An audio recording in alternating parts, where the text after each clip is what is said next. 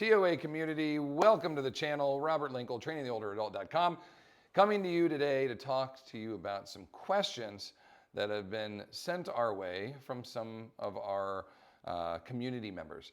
And these are good questions. So instead of just emailing them back, I thought, let's do a video and share with everybody.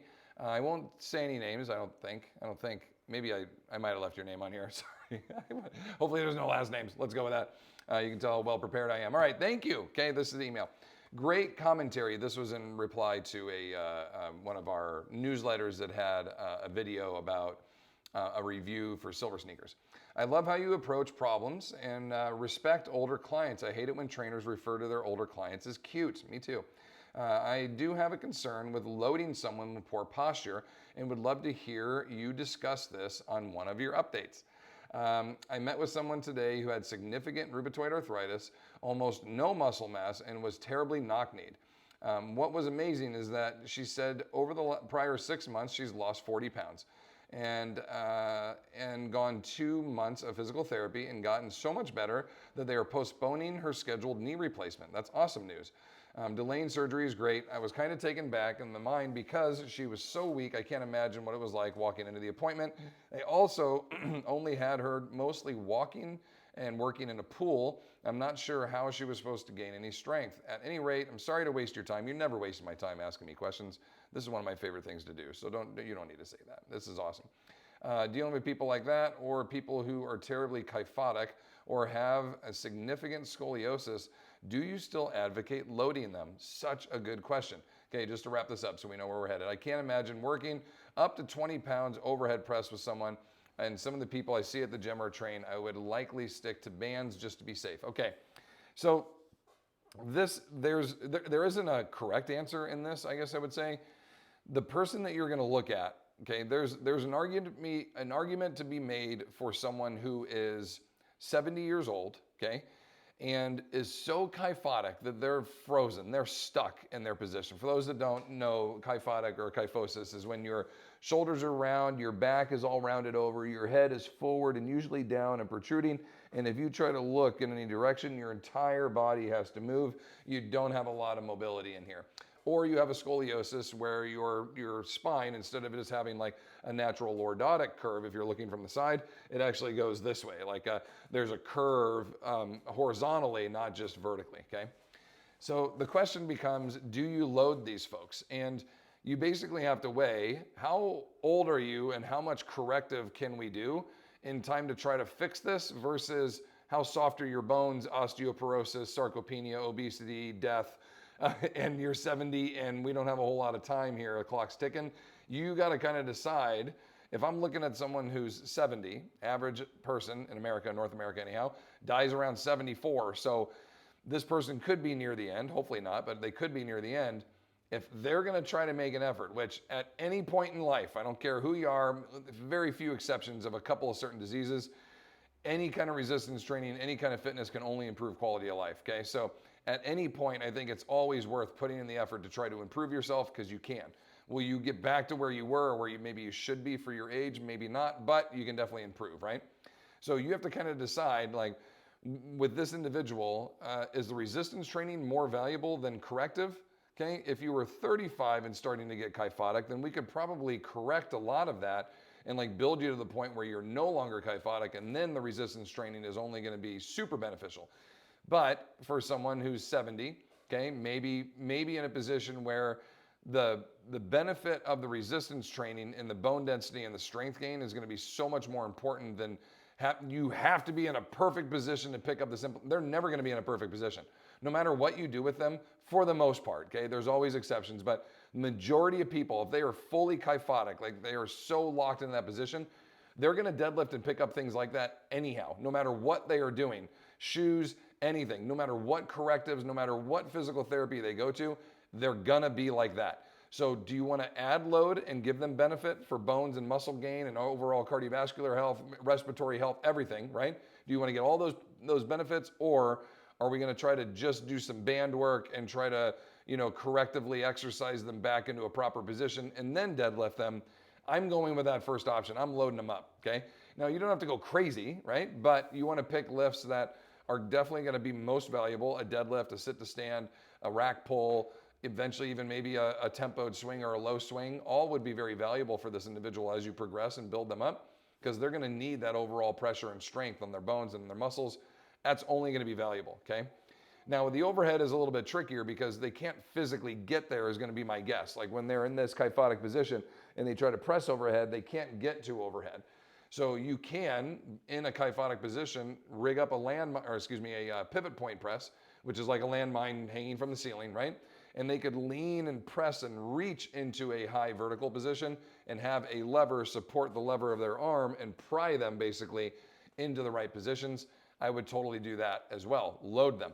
I think that the correct answer for the majority of people that you're going to see with these kyphotic postures is that it's more beneficial to load them. If you don't load them, they're only going to continue to get worse, okay, is kind of the way that I see it.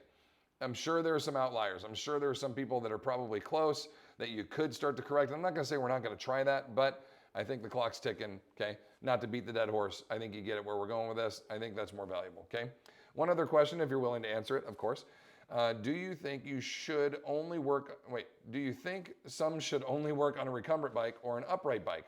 The woman above was told only recumbent bike because it's less weight on her knees. I don't love the body mechanics of a recumbent and think pushing down against the resistant band is better. I can see that you might load the knee less in recumbent, but when you aren't doing much straightening anyhow, just wondering what you might think. So, sorry, I struggled going through that one a little bit. My beautiful wife was walking out the door and was distracting me. I think you're on the right track. The recumbent bike, you're seated, your feet are pedaling out in front of you. There's a whole lot of pushing, not a whole lot of pulling to turn the belt back around or the tension back around. So if you do bike on an upright bike correctly, you should feel one leg pushing down while the other one is pulling via the hamstring and the glute on the other side. So you're getting a push and a pull and a push and a pull, and you almost feel like it's an isokinetic type of feeling where both sides of the musculature is on, even though it's opposite legs. So it's left quad, right hamstring, glute, and then that switches if you're pedaling correctly. Most people just quad, and they just push with their toes down, okay? I think the same answer applies for the recumbent. I think it's more the technique that we use than it is the actual device. However, I do think you're going to have an easier time getting people to engage their hamstrings and their glutes and like learn how to churn the handles or churn the pedals on an upright bike than you will on a recumbent. So I would start with that.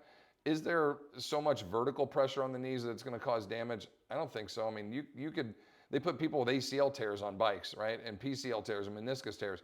I don't see that as being a high pressured, vertical pressure, shearing force or anything at the knee that's going to cause more damage or hurt, because all the load's off, it's on the seat. It's basically just cycling rotations.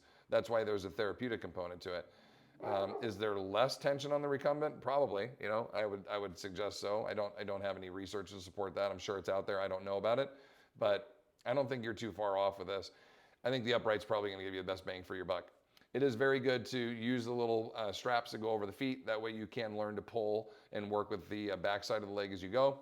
Ideally, your foot should stay flat, if not even dorsiflexed a little. So you're thinking more about pushing your heels down than if you're plantar flexed and pushing your toes down, right? So kind of think about the technique of biking. You don't just get on there and go. There is a technique to it. And then you also got to think about, if this is the same person, the kyphotic person who's going to be leaning forward over a bike the whole time. That's where I think the recumbent was probably suggested, if this is the same person, because they need to stay a little bit more upright and not round over. I've seen some of the worst postured human beings on bikes, just watching them ride on the road here, and you could see their vertebrae sticking out. They look like a brontosaurus, right? And their vertebrae popping up out of the top, all rounded over, and you're like, that's great. You're cardiovascular and you're fit, and that's awesome, but that posture is just awful. Shoulders in, narrow, head down, just suffering. I mean, it hurts my neck just thinking about it. I think the coolest bikes out there, and I know these are not fast and efficient, but the bikes in a box or bikes in a bag or whatever they call them, where they can like fold out of a backpack, because you can adjust the handles up really high and you're almost like on a unicycle, but on two wheels. They're very cool. Anyway, I think that's probably one of the best postured ones anyway. Patricia, sorry I used your name, Patricia. I hope you don't mind. there are some answers for you. If you have any other follow-ups, hit me up down in the comment section and I will follow up. Be happy to. All right, and then Beverly says, hello, Keegan and Robert. I'm a big fan of yours since attending a session class that you led in New Mexico and FAI. That was a long time ago. That was like 2016 or 17. That was a while ago. So thank you. I train older adults in home or via Zoom, which requires me to alter your exercises to fit into the home. Yeah, especially the ones that we do in here. If you don't have the equipment, they don't have it at home. I get it. We do have programming for that, by the way, if you ever need help. We have programming that's like dumbbells, bands, kettlebells, that's it, okay? Currently, I'm having problems with a kickstand hinge. My clients, many above 80 years old, have balancing issues on the forward leg and feel much more comfortable putting their body weight on the back leg with the heel down. Am I missing a step in the coaching, or is this an acceptable thing to do their way? The photos are attached for a better explanation. I didn't see the photos. My wife forwarded this to me, and she didn't send me the photos. All right, so let's talk about this. I do have a little weight out here back here because I want to talk about it a little bit. I am going to grab my hiking stick. I love these hiking sticks. People can use PVC pipes. They can use dowel rods. I have one client that uses her Swiffer mop turned over. Anything that will give you just a little bit of support is really, really good for this. Okay, so let's just review the basic idea of the kickstand in general. What we're looking for people is that the implement that they're gonna pick up, okay, we are gonna stand with our left foot arch to the instep, right? The implement to the instep of my left foot, and then my toe is gonna go right behind it. That's the position I wanna get into once I'm doing the lift. But if I do it from here, I've staggered my stance out too far where unloading my hip is gonna be really uncomfortable, okay? So the way to really do this is even your feet to start off, hold your knees in position so you know your knees are not gonna move, then move just your foot back, okay? So that is the ideal kickstand. See how my knees are still in line? Just like if I were standing here, right?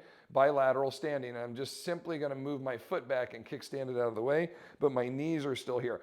This is the position of balance that we're trying to get our clients to get to, where they're comfortable with both knees right underneath them, right? And then eventually we can progress that. But if I start staggering my foot back and leaving my knee back here, this is hard to balance. Even though it's a wider base, it is a little harder to balance because my knee is so much further, my pelvis is gonna start to rotate and tilt off rather than stay straight, right? So toe is right in front of the implement that I wanna lift. Grab your knees, kickstand your foot, and then when you hinge down, I like to just put the implement right underneath my knee because basically that's where I'm gonna come down to try to pick this guy up.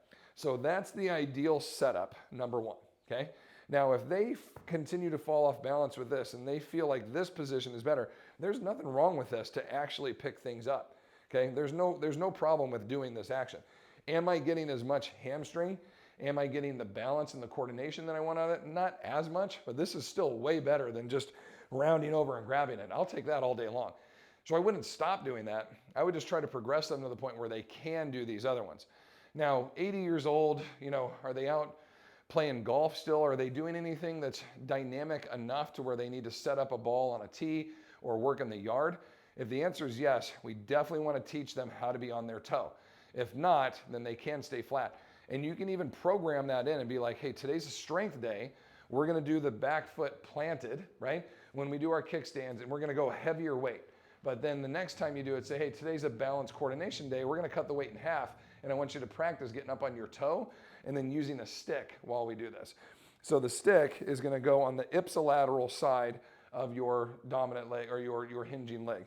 So my left foot is the one I'm gonna hinge on. I'm gonna hold the stick in my left hand. I've got my same setup, knees stacked, everything else. And then as I'm performing my hinge, I'm just gonna have the stick here as some ground force and some balance coordination that I can work on. And as I get better at this, okay, I can start to get lighter with my hand and see how I kind of move the stick with me. Like I'm only gonna use it when I need it. And then eventually I can move it here to where I don't need it at all. It's just there in case I go, start to fall off balance, I can put the stick down real quick and kind of rescue my position. Just doing those couple, I feel my glute, my hamstring light up. That's why I like that exercise so much. It's so valuable for what we do in real life, and those proper pickup positions. They're 1 second setups to almost guarantee that you're gonna be able to pick things up correctly without hurting yourself. It literally takes 1 second. Just go, even my feet, kick my foot back. Okay, here we go. where most of the time our just instinct is just bend over and grab it. And that's when, you end up cinching up your back and hurting your back, and then it's over with. So I don't think you're doing anything wrong. I think you made a regression for the skill of your client that was absolutely appropriate, totally perfect thing to do. But to progress it, let's start to work with heavier load with the heel down, get them really good and strong, and then cut the weight in half on some days, get up on that toe, give them a stick, give them a support stick. Remember, the difference with a stick and then just putting their hand against the couch or the wall is that I still have to balance the stick. But if I put my hand on the couch or on the wall, I don't have to balance at all anymore. So should I go from no support to 100% support, or could I do a 50-50, right? The stick's definitely going to help me, but I still have to coordinate that. I could still fall over, okay? But I've got to know how to use that stick for the little bit of support that it gives me. Just like using a cane when people walk, like they can walk, but the cane just gives a little extra support. We're just not there yet. They went from a wheelchair to a walker, and a walker to a cane, and a cane to walking without the cane. This is kind of one of those things like, where's my betweener that's going to help me eventually get to the point where I don't need it? This is it. All right, gang, I hope you enjoyed this. If you have questions that you want me to answer like this, I mean, this was 15 minutes. I was able to kind of go through and give some details, some instructions, etc. Feel free to shoot them my way. I get a lot of DM questions. I get a lot of email questions, and I usually just kind of fire back. But I think this could be kind of fun. If a lot of you enjoy this and you want me to do more of these, then by all means, send me some more questions. I'm happy to go through them. I love and appreciate all of you. I hope you're doing well. I hope that life is going well for you. You're surrounded by people who love and appreciate you and reciprocate that love. I'm all about that. That you're following your dharma, your purpose in life. Okay, be surrounded by good energy and good people is my point. Life is too precious to waste it with anything else. I hope you're all well. Take care of yourselves. Any comments, questions, hit me up in the comment section down below. And if not, please continue to fight your good fight against sarcopenia. Much love to you all. Take care. We'll see you in the next one. Bye-bye.